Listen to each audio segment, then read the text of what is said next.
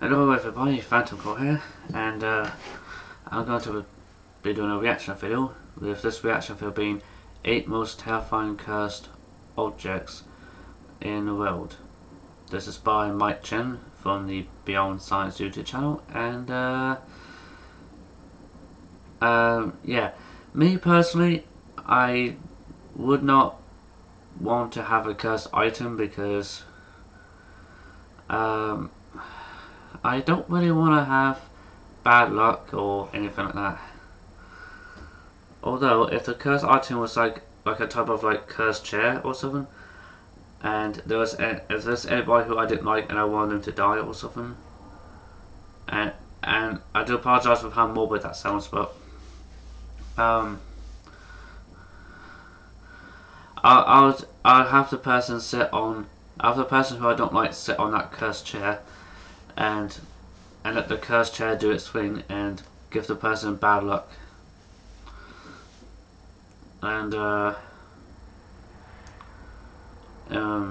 let's get to the video. Oh, and the link to the original video is in the description box down below if you want to check out the original video before you see my reaction to it in this reaction video.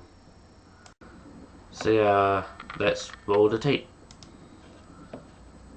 Hey, what's up everybody, it's Mikey Chen. When people die, they leave behind many things. Some leave legacies, some leave mysteries, and some really messed up people leave cursed objects. Many of these terrifying objects have brought great misfortune to their owners, manifesting themselves in financial and health woes, crazy hauntings, and even death. And it's not like when people find these supposedly cursed objects, they go and destroy them right away. Nope, they decide the best thing to do with something that brings around misery and death is just to keep it and sometimes put it in a museum so more people can see what a spawn of Satan actually looks like. So here are some of the most terrifying cursed objects that are still around today. I wonder if Robert the Doll's going to be in this video. Number 1, Thomas Busby's chair. Let me ask you guys, do you have a favorite chair in maybe your house or a local coffee shop? Now, do you love that chair so much you would consider cursing it so that after you die, no one else can sit on it without dying? Probably not, right? Because you're not crazy. Well, that's apparently what Thomas Busby did in 1702, right before he was executed for strangling his father-in-law to death for, sitting in his chair. I mean, you would think this was the Osaki OS 4000 zero gravity massage recliner or something, but keep in mind, this was 1702, and the chair is just a typical wooden chair, and in a pub no less. So did the wood somehow contour to Crazy Tom's butt? I don't know, but this man really loved this chair. He loved it so much that his final request was to stop at the pub he frequented before he went to the gallows. Inside the pub, Crazy Tom cursed his own chair, saying that anyone who sat in the chair other than he would die a sudden and horrible death. The story became pub legend, and some patrons would dare each other to sit on the chair of death. And they really shouldn't have, because those men who sat in the chair and then went off to fight in World War II never returned from battle. And supposedly everyone who has ever sat in a chair has died shortly after. This even includes a cleaning woman who accidentally fell into it while mopping. Eventually the chair claimed enough lives for it to be placed far away from the bar. Today this chair hangs 5 feet off the ground at the Thirst Museum in North Yorkshire, England, so that no person would ever fall claim to this butt curse. So you're telling me that this goddamn chair is in the UK? God damn it. No chance I'm going to be going to this pub. If so, I hope the chair isn't there. Ever again. You know, if this chair is really cursed and if I was a professional assassin or hitman, I would somehow buy or steal this chair, because that would make my job so much easier. So instead of all that assassination work where I have to scope out the target and then put my life on the line, I just invite him over for tea and be like, come in, have a seat. Number 2, the crying. That's what I would do. That's the point I was trying to make. Like if I was like a professional assassin or hitman, that chair would actually help me out a lot, because I could try to befriend the person, give them a nice chair as a gift, and that chair would be the death of them, quite literally. boy. Italian artist Giovanni Bragolin painted a picture of a super creepy crying boy that somehow became very popular in the 1950s and had many prints made. And you know why the boy is crying? Because there's one thing creepier than a creepy little boy, and that's a crying creepy little boy. Because that's what happens when you run into a little ghost kid. They're usually crying because they want you to feel sympathy, they want you to get close to them, to ask them what's wrong. That's when they kill you. Anyway, in 1985, a British newspaper reported that a print of this painting was in a home that burned down in a fire, and the painting was the only thing that escaped unharmed. And apparently, there I ain't are gonna buy that dozens of stories painting, no. regarding the painting and tragic fires both before and after this article, where in each case the painting was the only thing that survived the flames. In a BBC Radio 4 production called Punt PI, Steve Punt. Dude, you cannot say or do anything to get me to have that painting for anything. Not even for a week. Like, if it was for me to have that painting for exactly 1 week, starting from midday or something like of the 20th day of the month to midday of like the 27th day of that same month. Doesn't matter which month it is.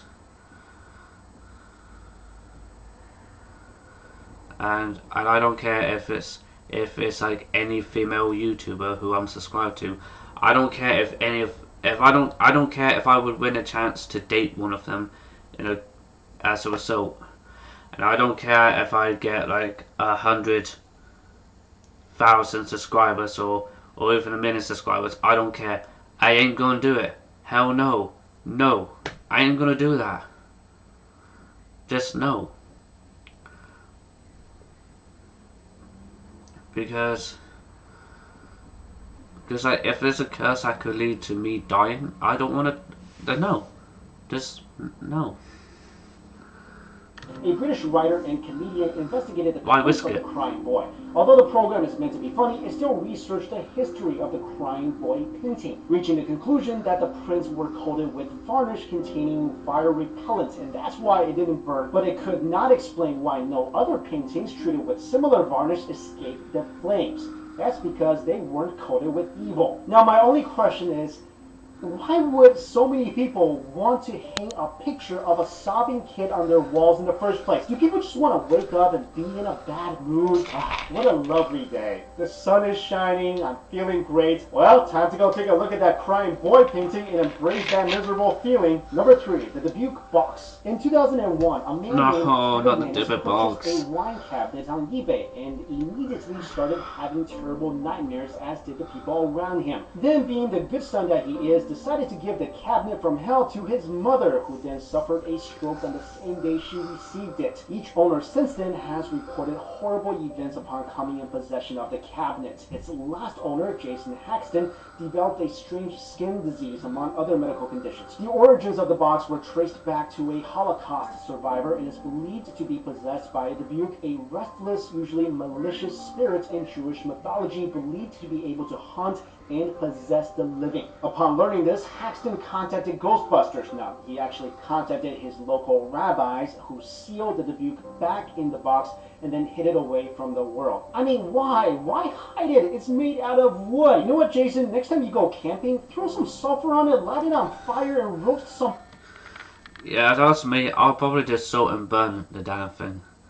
Because if you've not ever watched the TV show Supernatural, you might know this. You might know this for a fact that Dean and Sam Winchester, also known as the Winchester brothers, whenever they have a ghost problem, one common thing that they often do is salt and burn the remains, or anything related to the remains, because that's like the best way to get rid of a spirit. And that's pretty much what I'll do with the dipper box. I would salt and burn the dipper box, and I'd also say like a bit of a prayer, I'd say a bit of a prayer, or say a certain cleansing spell to send the dipper box back, to send the spirit of the Dybbuk back to hell. I I know that sounds really dumb and or paranoid, but I'm just crazy enough to go and do that type of thing. I'm crazy enough to do it. Marshmallows. You get to have some fun and destroy the cabinet from hell. You know what? I bet evil infused s'mores taste awesome. Number 4. Not all cursed objects are super creepy looking. For example. No. Oh. I think this might have been in one of the previous reaction videos I may have done. I'm not sure. About cursed objects. Oh, not the little bastard. No. You gotta be a bastard to include the little bastard of a car. James Dean's car. Friends of his told actor James Dean that the car was trouble when they first saw it. A rare silver Porsche Spider, one of only 90 in 1955, nicknamed the Little Bastard, customized by George Barris, the designer of the Batmobile. James Dean was driving the cursed car and was involved in a fatal car accident on September 30th, 1955. He was only 24 at the time. Soon it became apparent that the car might possibly be cursed. After the crash, Barris purchased the wreckage of the car and sold off the engine and chassis to Troy McHenry and William Basterd, 2 doctors who also loved racing. Then he sold the 2 surviving tires to a young New Yorker. Now here's all the crazy things that has happened since then. On October 21st, 1956, the 2 doctors went racing with their cars customized from the Little Bastard's parts. First, McHenry's Porsche Spider spun out of control and hit a tree, killing him instantly. Basterd was also seriously injured when his car rolled going around a curb in the race. The 2 tires that were sold to the young New Yorker reportedly blew simultaneously, sending the car hurtling into a ditch. A souvenir seeker ripped his arm open on jagged metal while attempting to steal the steering wheel from the stored wreckage. While housing the car, a Fresno, California garage caught fire, destroying everything except for the Spider's remains. 2 separate fatal accidents involving trucks transporting the Spider occurred in 1958, and a 3rd transport truck was parked on a hill and then smashed the windshield of the car behind it when the brakes mysteriously gave out. Number 5, the cursed gem. This stone was stolen during the rebellion out of the temple of Indra in Cambodia. Is this gem a type of amethyst? Or some other type of quartz gem? Because this quartz gem, because this purple gem looks like a type of quartz gem, and I'm guessing the quartz gem being an amethyst, if I had to guess. Maybe. For India way back in 1857, and ever since it's done nothing but strike bad luck and misfortune in the lives of the people that have owned it. Colonel W. Barris, a cavalryman, was allegedly the first man to own the stone after it left India. Almost immediately after returning to England, he lost basically everything he owned, and his health even began to deteriorate.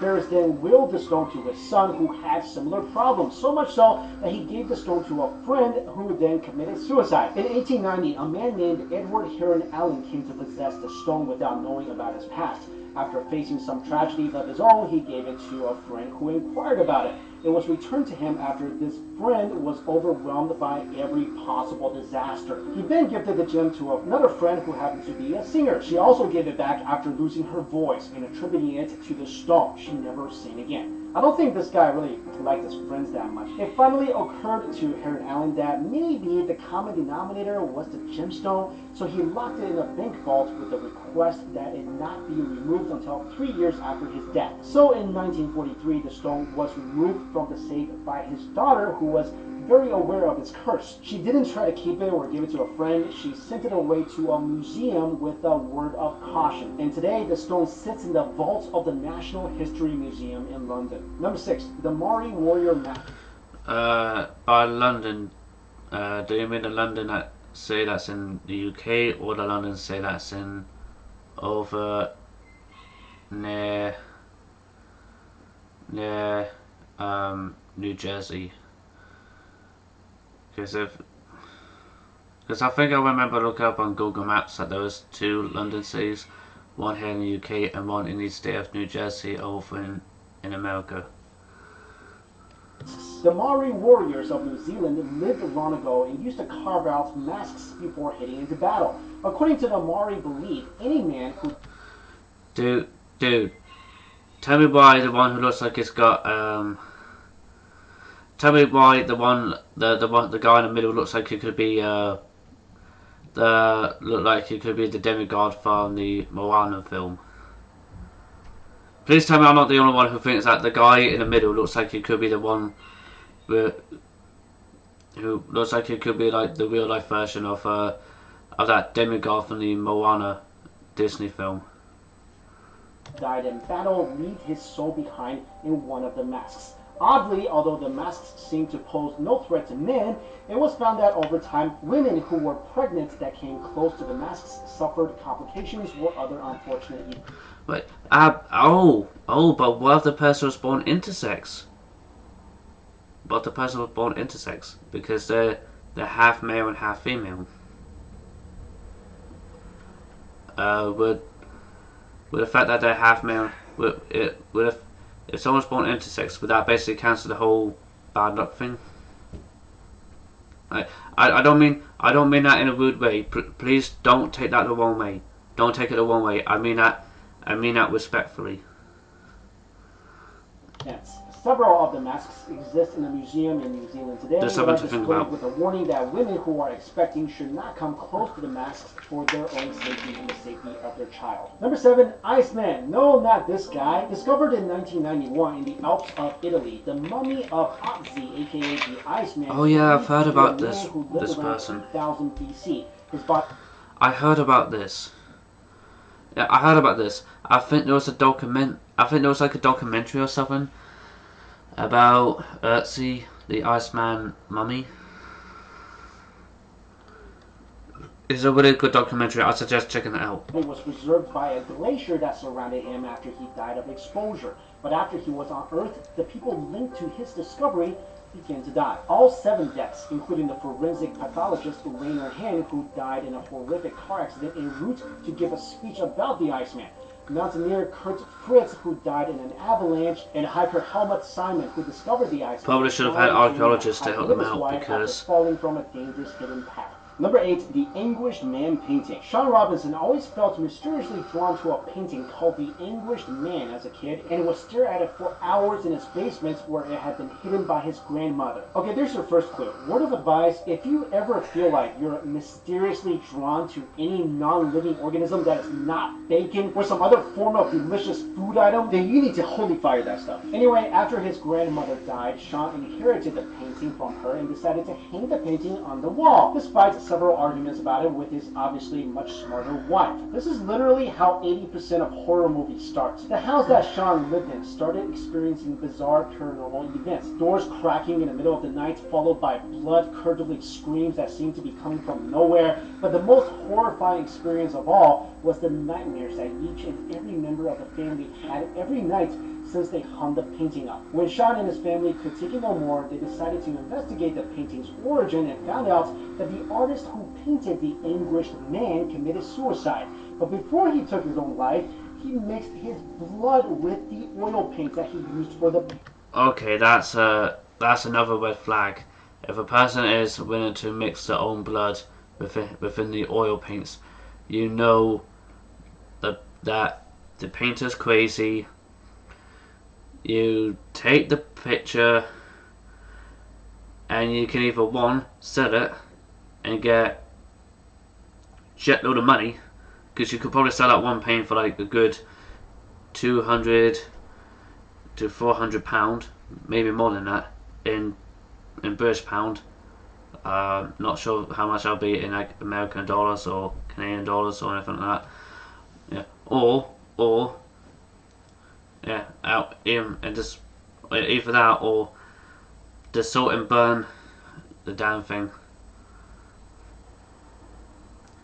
Because if it's me, I'll probably do one of those 2 things. Either 1, salt and burn the damn painting, or 2, sell it just to make some money off it. Painting. Upon learning this fresh bit of creepy information, Sean took the painting down, but it still resides in his basement. Yeah, because that's where you should put all evil things, is basements, because nothing bad ever happens in a basement. You know, I think every horror movie I've ever seen, everybody who's been to the basement, they come back really happy. Oh, and there are people all around the world who are actually trying to buy that horrendous piece of work, to which Sean has said, I can guarantee you that the original haunted painting is locked away in a secure location. He also said that I have no intentions of selling it. That could be dangerous. What the hell not? It would not be wise for anyone to lay their hands on the painting because it is really active. And really strange things happen for people who are in the same room or even in the same house with the painting. You know, this is what I don't get. Okay, whoever is the person that had that crazy ass pain at the end in that last one. Why the fuck would you not sell it? You could get shitloads of money for it.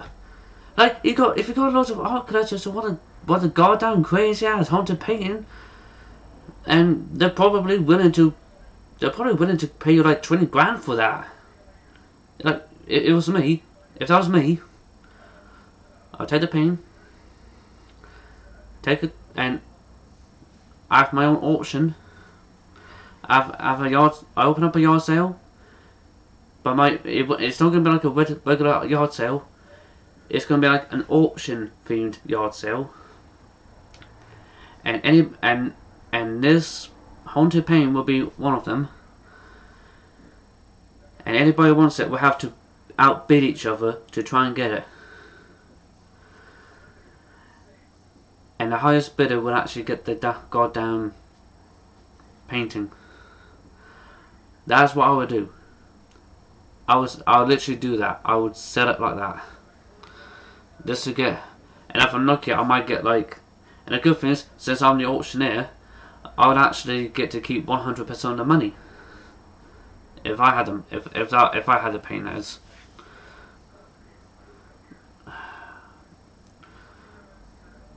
And honestly, that little bastard car, I think this is the second time I was featured in a goddamn countdown video, because it was in another countdown video that I reacted to.